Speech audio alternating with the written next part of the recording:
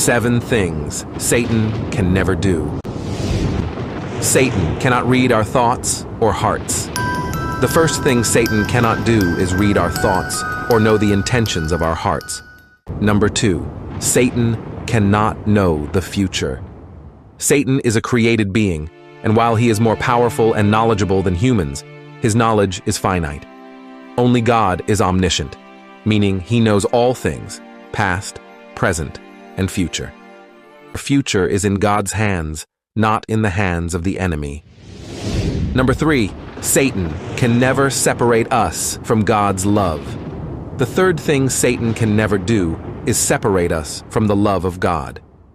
This is our greatest assurance, that in the midst of trials, tribulations, and even our own failures, God's love remains steadfast and unbreakable.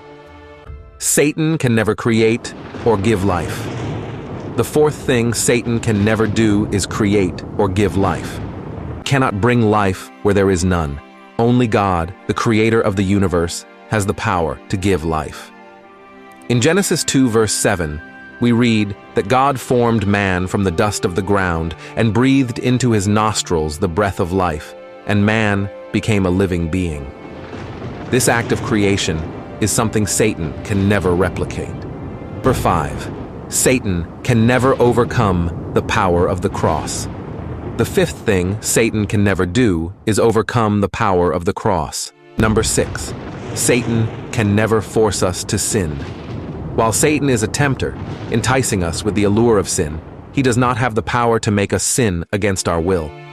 James 1 verses 14 to 15 tells us, "But each person is tempted when they are dragged away by their own evil desire and enticed. Then, after desire has conceived, it gives birth to sin, and sin, when it is full grown, gives birth to death." Number 7, Satan can never change the final outcome. Finally, the seventh thing Satan can never do is change the final outcome. As we conclude, let us remember these 7 things, among many other, that Satan can never do. He cannot read your mind. He does not know the future. He can never separate us from God's love. He can never create or give life. He can never overcome the power of the cross. He can never force us to sin. And he can never change the final outcome.